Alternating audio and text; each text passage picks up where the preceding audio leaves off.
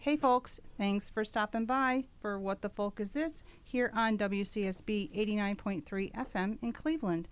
I'm Belladonna, bringing you a special interview edition. And I have with me today on the show is singer-songwriter Matt Pless from Baltimore, Maryland.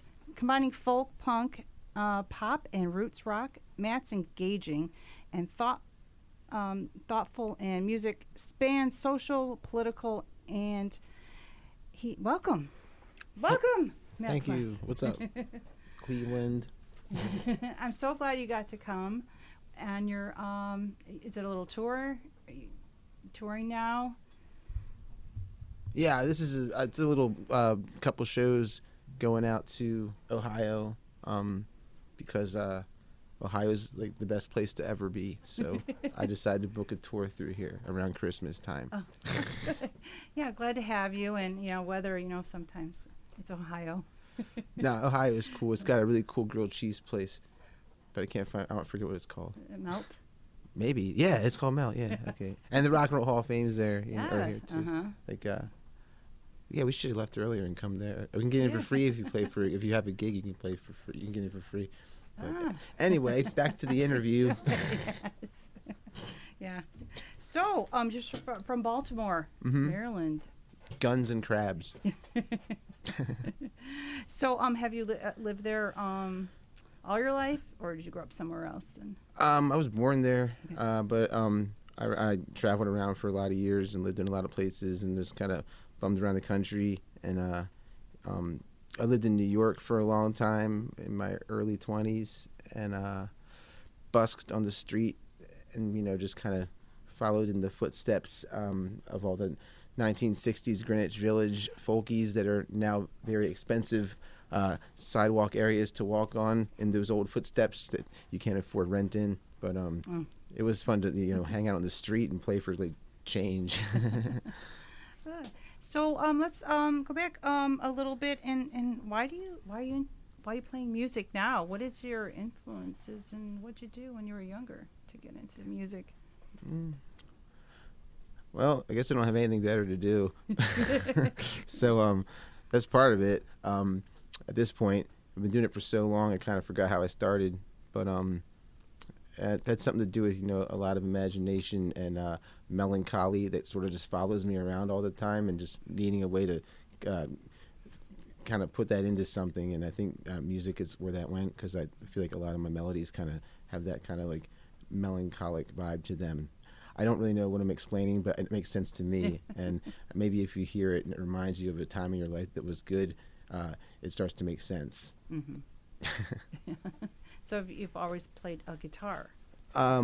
Yeah, I tried to learn the piano, but my piano teacher, she was pretty bad. She was probably pretty good, but I was probably pretty bad at listening. But I would when I was about 6, we had piano lessons, and she'd always get angry because I didn't sit and read the. There was this song called "Song of the Volga Boatman" that I had to learn, and she always put the paper on the piano thing with the notes, and I had to read the notes, and I had to make sure I read them while I was playing. But instead, I would always look at my hands because I couldn't memorize reading the notes, but I could memorize the melody in my head. So I was just always looking down at my hands, remembering where to play it and remembering the melody in my head. And just like it kind of worked by feeling it out. But she wanted to teach me the technical stuff. She's getting paid to do like technical teaching. And I was not a technical learner. I'm sort of a feeling learner, Mm-hmm. So she didn't know how to teach me and ended up doing this horrific thing where she kept saying, if you don't stop looking at your hands, we're going to put the bib on you. And I was like, what's the bib? So anyway, eventually I couldn't stop learning things the way I was learning them. So she took this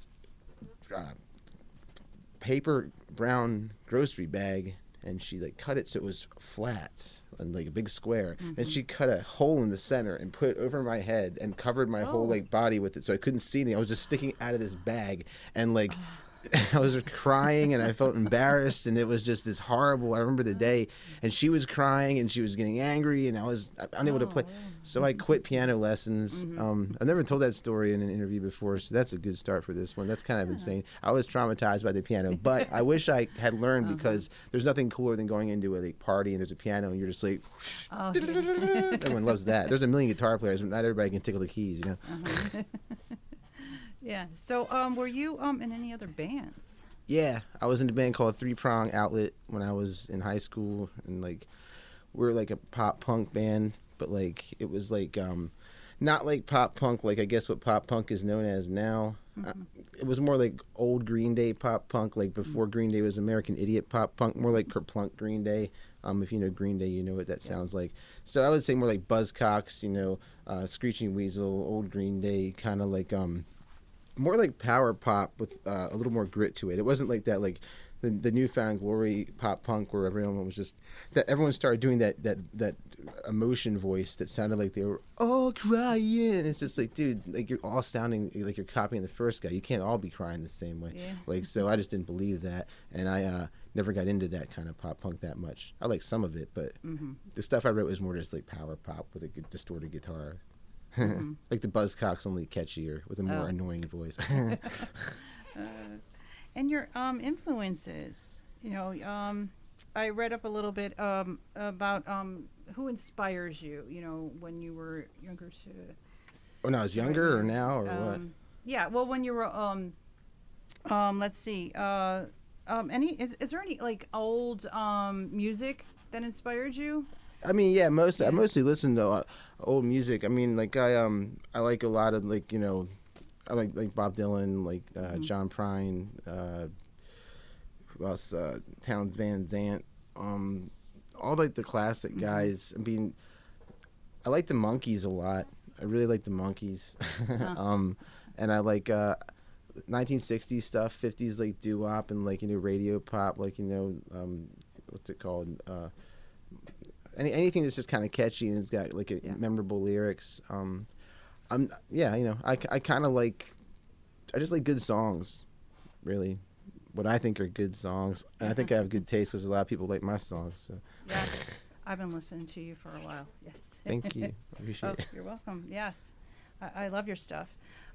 So, talk about where you find your inspiration from to write, the songs and sort of like a creative process. How do you do that? 'Cause I know I've heard a lot of different, how other people, write the songs. And well, it's a little odd, but the trick is I have to find the leg bone of a black cat. Then on a moonlit night at midnight, I go to a graveyard and I sit in front of the tallest tombstone in a cloak. And I ask the cat bone for inspiration, and at that point something conjures up, whatever it is that brings you that like melody and those words, and it says, "There, you're rewarded for your sacrifice." And that's how I came up with all my folk punk songs. That's how you did it. Well, it might be true. I should try it out, maybe. Yeah, you should. Yeah, try it. See what other other songs you could come up with. Do you want to play something for us? Yeah, I'll play the song I wrote in the graveyard. Good, yeah, the graveyard. Okay. Oh wow, my guitar needs a haircut. Sorry about that. And tell us what you're gonna play and any kind of story that goes along with. Well, who created it. This song's this is the whole thing. Hang on a second. I gotta take these off and do this whole thing. All right. This song is I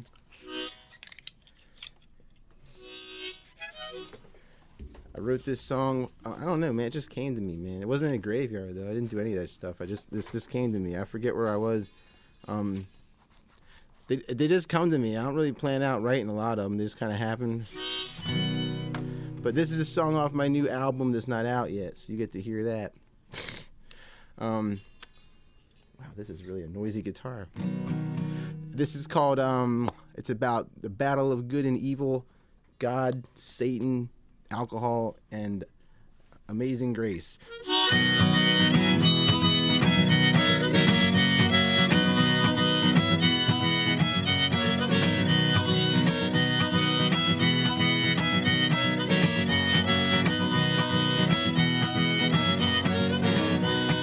Once upon a perfect storm, Grace Lenore, the girl next door, caught her halo on my horns where it never's meant to be. Grace would say she'd set me straight. Mama said her heart would break. It's too late, you'll never make an honest man of me. It's always happy hour at that tavern in the clouds, and last call at the dive bar in that furnace underground. So fare thee well, my darling, gonna miss you where I'm bound. 'Cause sure as angels pour your drinks, the devil buys my rounds. Grace up on the church house steps, me dressed in my Sunday best. Last night's whiskey on my breath and women on my mind. Cigarettes with Mary Jane, rolled up with the scripture page. Stole the whole collection plate and turned it into wine. It's always happy hour at that tavern in the clouds, and last call at the dive bar in that furnace underground. So fare thee well, my darling, gonna miss you where I'm bound. 'Cause sure as angels pour your drinks, the devil buys my rounds. Preacher said I ain't no good, Grace prefers misunderstood. Doctor says I can't be cured, I'm crazy as they come. Reckless, careless, born to lose, 3 sheets windy past the booze. You say what would Jesus do, and I'll do what I want. It's always happy hour at that tavern in the clouds, and last call at the dive bar in that furnace underground. So fare thee well, my darling, gonna miss you where I'm bound. 'Cause sure as angels pour your drinks, the devil buys my rounds.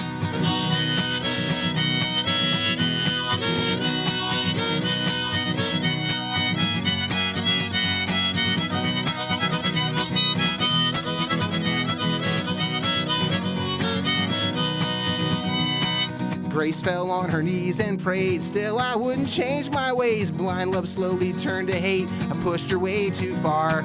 Shot me right between the eyes. Carried out her own demise. Left a note penned with goodbye, signed with a broken heart.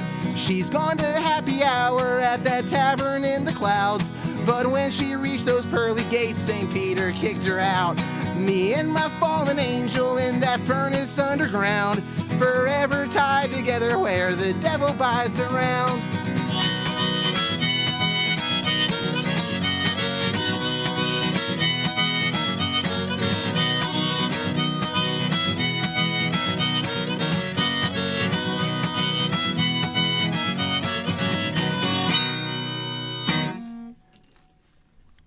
Thanks, Black Cat Bone.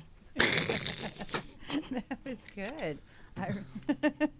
Definitely magic. What's up? Magic spell on those songs. Yeah, man. If you're gonna magic spelling bee, I win them all the time. Very good. Yeah. So, tell us about your albums and any EPs or what you put out. How many albums?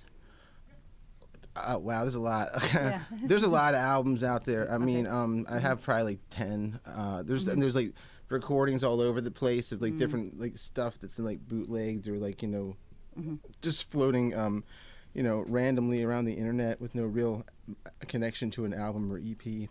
But you can find it all on Spotify or my website at mattpless.com. If you just Google my name, you should be able to figure it out. And if you can't figure it out, well, I mean, I can't help you. There's a lot going on that you have to work on then. But yeah, just Google my name, and I'm pretty sure you can come up with something. Yeah, you come right up, and all your stuff is there, and But I can find you. I have a new record coming out next year. I'm looking for a label to put it out right now. I might just put it out myself, depending on how things go. But yeah, that's going to come out. It's an all acoustic record. Just sounds like what I just played right here. I also have an EP with like 5 full band songs that I'm trying to figure out what I want to do with. And I'm going to be touring the U.S. next spring for a month or 2, and maybe Europe for a couple weeks at some point. So yeah, there's a lot going on. I just got to get it together, and that's what the next couple months are going to be before 2025. Yeah. Yeah. Well, not a couple months, the next couple weeks, and then the first 2 months of 2025, I'm going to be getting the behind-the-scenes stuff ready for the record and all. So that's my plans right now. Awesome. Yeah. So you tour around the U.S. and then you go over. Where do you go overseas then? I've been to Europe and the UK and Canada, well, not overseas. Yeah. You know, I've been to I played shows in all those areas. I've been to a lot of places. Me and my friend Jack, we went around. We went around Europe in like a month and a half. We saw like everything. It was like a day in every place. Like it was crazy. Oh yes, I seen when you posted that. Yeah, that you just That was the second time we went through. It was second. Okay. So we did, and Jack books it because he's got the lay of the land out there better than I do. So I just kind of get, in the rental car and the airplane, and just like he like makes sure I get there where I gotta go. He's like the road manager for the UK and Europe. It's good to have. Yeah, I mean I've been to like, you know, a ton of spots, and I can't think of them off the top of my head. Not like the U.S. where I'm just like I've been to the whole mess, you know, but you know, all over like little towns like, you know, Glasgow, like London, Manchester. You know, we played in Prague. We played in France, Netherlands. Yeah, you know, just anywhere we could get a show. You know, overseas. You know, you play everything from punk squats to like, you know, coffee shops. To sometimes you get like a slightly bigger gig at like some kind of like tavern or pub. But you know, the enthusiasm for someone said on Reddit, they were like, "Yo, that guy rides with folk punk, but he's more anti-folk or traditional folk." And that's why people like don't understand him in the folk punk scene. And it's like, well, that's fine with me because I don't like to be understood. Yeah, but sometimes you know that works. But at any rate, because I play in that circle, we got a lot of folk punk shows, and like the folk punk scene over there seems to be kind of blowing up a lot. So people were like coming out in like kind of bigger crowds than were the last time I was over there, which was 2018. And this time the folk punk scene there seems like it's sort of where the U.S. folk punk scene was about 5-6 years ago.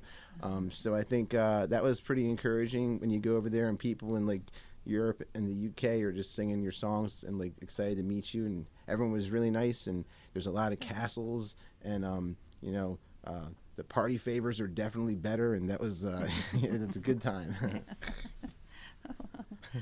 Yeah, all that touring around. And is there any like one memorable thing on your tours and that you want to share, or you want to think about? You could think about that too. People ask this thing, and I should prepare a better answer because you know, sometimes it's all becomes such a blur. Like you've done so much so fast for so long, like it's just this blur. I'm writing a book. I have this book I'm putting together of a lot of my experiences. I could probably flip open a page in that and be like, oh, that thing that happened. Yeah. But yeah, I'm trying to think of something like super weird or anything at a show or whatever that's gone down.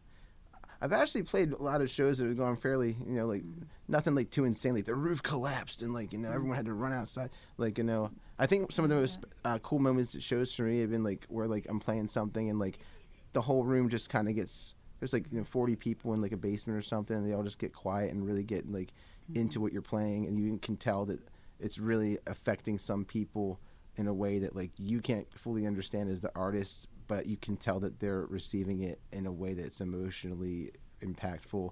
And you know, the one show I'm speaking of specifically, I remember one girl came up to me after. She said, wow, she's like, I really felt like I just witnessed something, and I don't know how to describe it, but that was really special. So like things like that are really cool when they happen, and they happen here and there. You know, one time in Ohio, this is kind of an odd story.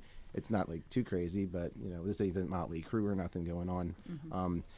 I was playing in Columbus at a house show like 8 years ago or something, and I had this song called The Crayon Song. It's about like addiction and recovery and all kinds of stuff. And you know, people really gotten into that song. I'm not totally sure why that one's really hit a lot of people in such a way, but like it's really affected a lot of people. And anyway, so I'm playing this show in Columbus in this house. There's like 4 people there, and I'm sitting on a chair, and there's an open door. Anyone who wants to come in can come in. It's kind of like an open free show.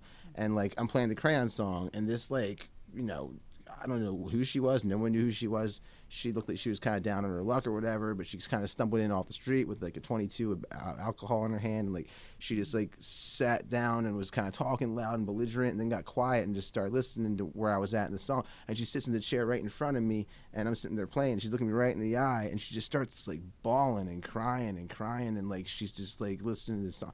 And I'm sitting there playing for this woman who's just like intoxicated, comes out the street, no one knows who she is, and she's just like in tears. And I'm assuming she was dealing with addiction struggles herself just by like the energy that was going on, and like when the song was done, she said thank you and she got up and left. Oh. It was just totally odd. But Yeah. I mean, yeah, there's little things like that like have happened, and they're probably more interesting than like, well, there's one time I was like at this party and like I got so blasted. I know, so Yeah, but yeah, your music. I definitely hear a lot of people, because I mean I talk to a lot of people about music, my friends and stuff, and they they like. I mean the songs that you sing, they it's about a snapshot of what's going on today, and it really in your music does help helps people deal with whatever's going on, but the snapshot of what's going on now, your music, they can listen to it years from now and then understand what's going on too. So is your in talking about that, is your songs political, all that, in all the areas, you sing about that, what's going on? And all songs are somewhat political, are they not? Sure. Yeah, I don't know. I mean, there's songs about like have political like lyrics and stuff, and like like undertones or messages going on in them. But like it's not. I've never sat down and be like, I'm gonna write a political song. Like, like When the Frayed Wind Blows is a popular song. Yeah. I'm not gonna play that one today. But like, I didn't sit down and start to write that, like, because like I was like, I'm gonna do this political thing. I just like I was hanging out at like Occupy Wall Street, and like a couple years later I was living in New York, and I was by myself just in my apartment, just like I was kind of like just like criticizing some of the aspects of the counterculture itself, like in the way they went about trying to solve problems that I had witnessed at Occupy Wall Street, and how some of those things didn't really work, and like sort of like going at the hypocrisies of sort of like the subculture I was in, because like I'm just one of those guys who I just like to needle everything I'm around to some degree, like kind of poke at stuff and say what's really going on, like nothing's safe, you got to figure out what's going on under the surface of everything, or else you might get like knocked over. But anyway, I had this line that was like there was a line I heard at on Facebook that someone posted that was like, the revolution is just an endless meeting. And I was like, that's kind of cool. I forget who posted it, but that was the line that started that song up in my head. And I was like, I remember I was like, is this a revolution or just mass confusion? I changed it to that. And then I had something about like another savior on a soapbox looking like he needs a shower or something, and like I just was kind of like being like trolly about it. But then that somehow turned into When the Frayed Wind Blows, which is this whole kind of like bigger like thing about society, and just like it could go really anywhere politically or socially, no matter like which end of the aisle you're on. I think it's just kind of criticizing the entire like the entire system going on. So yeah, in that it doesn't really come out as like a message. I'm going to write a political song today. It just kind of developed, and I was like, this is where it's going. And all these lines started popping in my head when I was writing that. Like these sort of parables, I think they're called. It's just like,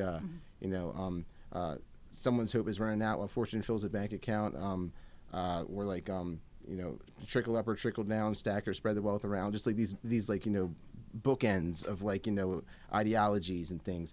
I'm trying to explain like just the spontaneous art process, and I'm rambling and not making any sense. No, but that's good. I mean, there's a lot. Yeah. I don't know how it happens. It's just you wake up one day and you got a song, and by the time you go to sleep. I find that interesting when I talk to people how their song develops. What comes from here, comes from there, or you sit on it for a little while, something else comes to you, and how long it takes to write the song. There's this kind of. Oh, I'm sorry. Or all that kind of stuff. There's a song called Nero. I'll play that one. It's a little shorter. Play that? Yeah. But so bouncing off what you just said, like, I had this line that was like, playing fiddle, watching Rome burn down, and I was like, I'm going to use that line someday in a song, because I was like, the legend is that Nero played fiddle while Rome burned, and I thought it was an interesting way of conveying the message. Like, everybody in every movement for any sort of like change gets to a point sometimes where there's like, this is not working, this is a mess, how do you make this? I'm sorry. Like, I'm not getting anything done, I'm just going to sit back and watch the world burn. So yeah. I'm sorry. Okay. just chop that Yeah, out. chop that out. My bad. fine. So at any rate, yeah, I thought that line was a good way to convey, like, hopelessness and just sort of giving up on something and just kind of sitting back and just like saying, well, it's all going to burn anyway, so whatever. So, but I kept that in my head for like maybe 3 years before I actually used it, and then in 2017, it came out, and the rest of the song kind of wrote itself based on that. So yeah, I don't have any sort of rhyme or reason as to how I write songs. Okay. It just happens when it happens, and yeah, this is what happened when that happened.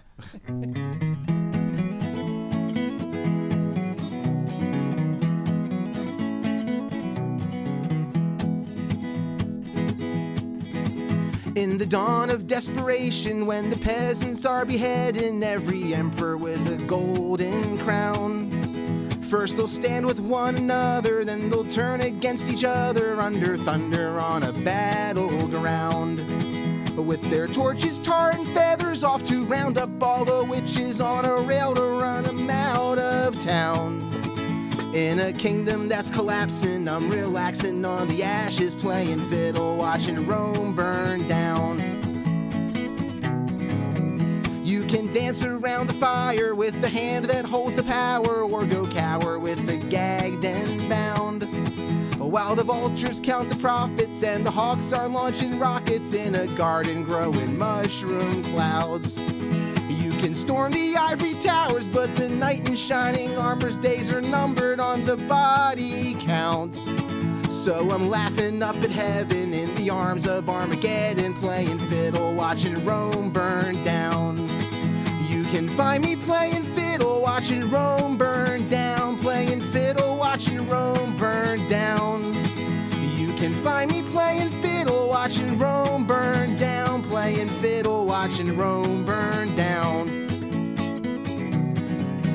Where the tricksters and the grifters and the rich carnival barkers sell their sulfur to a spellbound crowd, buying tickets to the promise of a better world to come, and left with nothing when their hope runs out.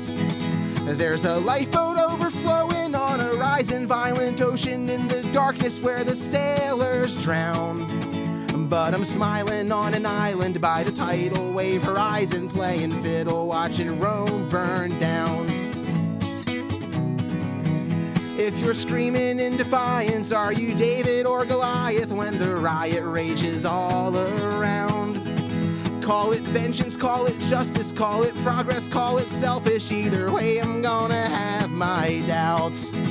Maybe I'm just causing problems, thinking I know how to solve them, so for once I'm gonna shut my mouth, waiting silent in the shadows like a devil at the crossroads, playing fiddle, watching Rome burn down. You can find me playing fiddle, watching Rome burn down, playing fiddle, watching Rome burn down. You can find me playing fiddle, watching Rome burn down, playing fiddle, watching Rome burn down. While the charlatans are shouting propaganda on the mountain, truth is spoken to an empty house. If you ask for my opinion, are you trying to make a difference or find something to complain about? When indulgence and consumption leave a landscape of destruction where it's far too late to turn back now, I'll be moving on my own way down the existential highway, playing fiddle, watching Rome burn down. You can find me playing fiddle, watching Rome burn down, playing fiddle, watching Rome burn down. You can find me playing fiddle, watching Rome burn down, playing fiddle, watching Rome burn down.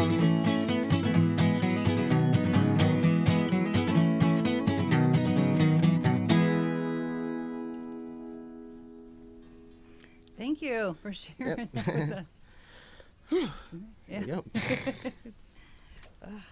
So, let's tell the listening audience why you're here and where are you playing? Cleveland. Well, tonight I'm playing. Lakewood, yeah, Lakewood. I'm yeah. playing at the Mercury Lounge tonight. I believe it's at 7 o'clock. I think it's around that time. Maybe, yeah. So 7 o'clock. It's a benefit show or to help, disadvantaged children who need food for the holidays. You bring canned food and stuff, and that goes to kids who are hungry. So that's cool. Yeah. And I don't know if this will be like a time capsule by the time people hear this, I guess, because it will have happened. Yes, it will. Yeah. But it's gonna go on. if you were there, you know how great this was. Yeah. It's always nice going to a show and bringing some needed food for people, and donating. I really like that when the shows incorporate that for whatever need there is, at the time. Yeah, that's what we were trying to get. When I booked it, we were talking about getting like a benefit together for the holidays or something, because it's getting close to Christmas and stuff, and I don't have a lot of shows coming up, holiday shows or nothing. So this thought would be a good chance to put something together that would be helpful to people who need some stuff, and here we are. Yeah.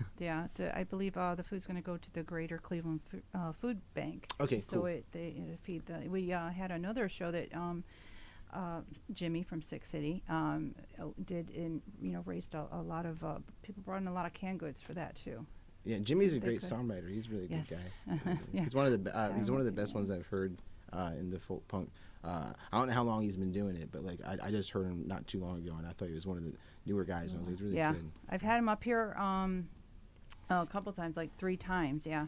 And he comes up and shares music. And the last time he was here, we were just talking about folk music, and how it's, evolved, what it sounded like before, and, how people are putting music out there that definitely relates to things that are going on right now and what people are going through. And we spent a good show on that one. Cool. And then hopefully he'll come on once a month, and we get to tell everybody about people like you, and get you on here, and then you and come on here and get to share with us. I so appreciate this. This is really good. No, thanks for having me come up. This is fun. I haven't done a lot of these recently, and I love the studio here. It's like so old school, from usually you got somebody in the basement, they're like laptop at your mom's house, and they're just doing it. Yeah. But this is got the whole vibe. Yeah. This is I feel like I'm in 1968 or something. It's great. It does, yeah. I really love the WCSB, the old school feel to this, because this is this college radio, and this is what it's supposed to be like. And down here, and you got records. There's call it like this cavernous record area in the back there, and these things that are around us are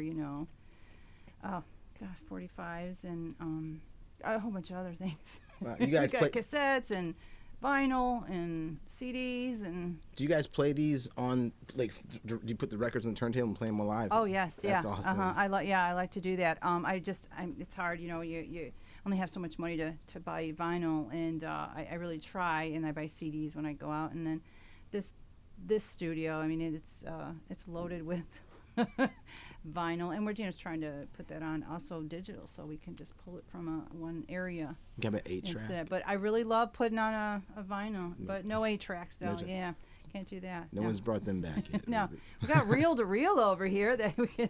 Reel to reels are really cool. My dad's got an old one of those. He used to work in radio, and he's got an old reel to reel. Every Christmas, he plays a reel to reel Christmas music he made in 1978, and it's got that really warm sound. Yeah, it's cool.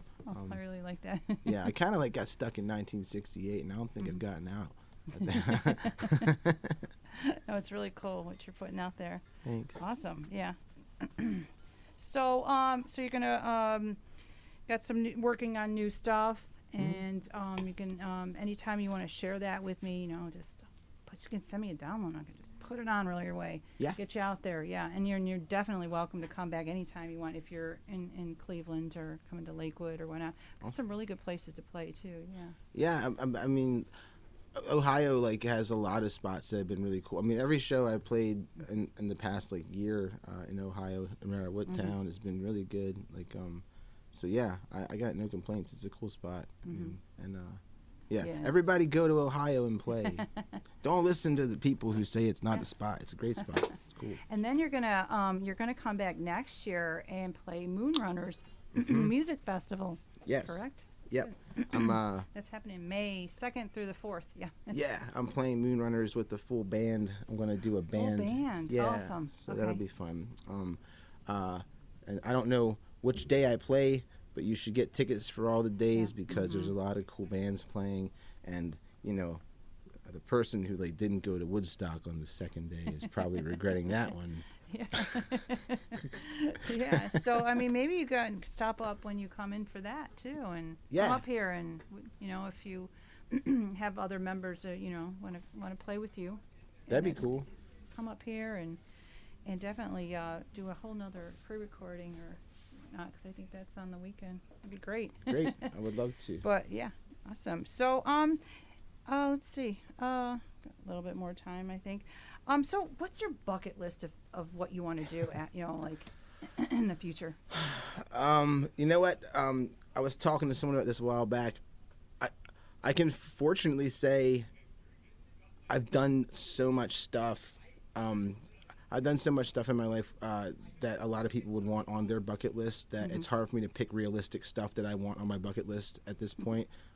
Like, getting to talk to like Bob Dylan about like songwriting would be something, or like, opening up for Green Day, or like, I want to see the Pyramids one day. Playing in front of like 100,000 people at a like stadium would be great, or something. Just to do everything possible with music and all the different levels and all the different size crowds, and just really have the whole full experience from like gutter to top of the world is what I want to do in the end. But like I said, I at the same time I don't like to compromise myself. I'd rather I'd rather go out unknown in the gutter with my own music than on top of the world with somebody else's. Yes. We'll see what happens. Yeah, keep creating songs and keep putting it out there. We really like to hear it. Thank you. A lot of listeners. Yeah, I've heard. Yeah, they really love you. Cool. Thanks. So we got a little bit of time left, so you can play us another song. Sure, why not? Let's do it. This is hold on. I have to tune a little bit. There we go. That's the culprit. This is super real, everybody. This is the song about speaking of Woodstock. This is about hippies.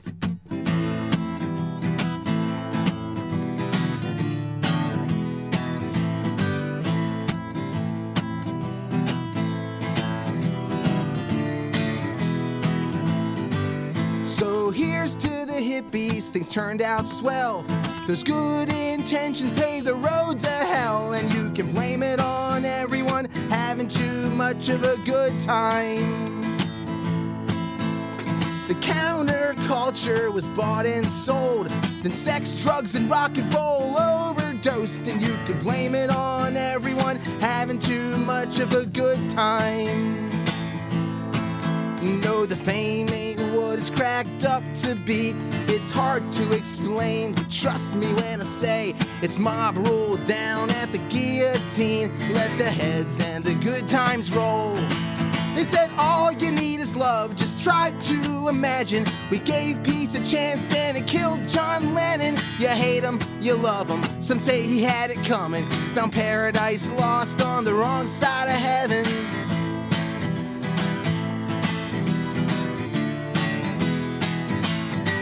So here's to the tie-dyed utopian dreams. But yesterday's saints make tomorrow's thieves, and you can blame it on everyone having too much of a good time. If they fooled you once, they can fool you twice. You can't trust the truth if it's advertised, but you can blame it on everyone having too much of a good time. No, the fame, it ain't gonna set you free. A runaway train, you'll chase it anyway. The fallen star in the guillotine, let the heads and the good times roll. They said all you need is love, just try to imagine. We gave peace a chance and it killed John Lennon. You hate him, you love him, some say he had it coming. Found paradise lost on the wrong side of heaven. Found paradise lost on the wrong side of heaven. Do you, don't you want me to love you? It's coming down fast, but it's miles above you. Tell me, sell me the answer. You may be a lover, but you ain't no dancer. And the fame, it's based on a chance you take. The bargain one makes the price you're gonna pay. The brass ring blade of the guillotine, let the heads and the good times roll. They said all you need is love, just try to imagine. We gave peace a chance and it killed John Lennon. You hate him, you love him, some say he had it coming. Found paradise lost on the wrong side of heaven. Found paradise lost on the wrong side of heaven.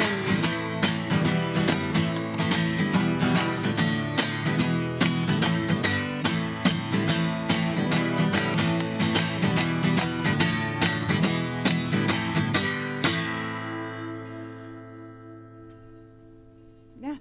Nice. And what was that? What was that Oh, song? that song's called "Coming Through the Rye." Yeah. Yeah. I love that song. Thanks. Okay, well, we're just out of time here. Oh, okay. Right It's on. been really, really nice to have you here, and I really, appreciate you taking the time to come down. And you're definitely welcome back. So I'll definitely come back, and Good. I appreciate you guys having me. This awesome, is a yeah. good And then time. where can everyone find your music? Just one Like I more said, time. mattpless.com. That's MATTPLESS dot with the com, and then you can Google that too, Matt Pless. I'm on TikTok, Spotify, Instagram, Facebook, blah-de-la-de-da. I'm not into Twitch yet. I haven't done that, or Click, or whatever that other stuff is. Yeah, Kick, I don't that's know. it. Is Yeah, it Kick? I'm not on Kick yet, juggling, oysters or anything. Yeah. But I'm going to get there, and when I do, I'll let you know. Great. Okay. All right. Thanks for coming. And I'm definitely going to be playing more of your music now. I mean, it's after this little bit, I'm going to play some more on the show. So Awesome. Probably Thank you. put a lot more, probably like a half an hour more. Cool. Okay. Thanks a lot. All right, Matt take care. Pless. Okay.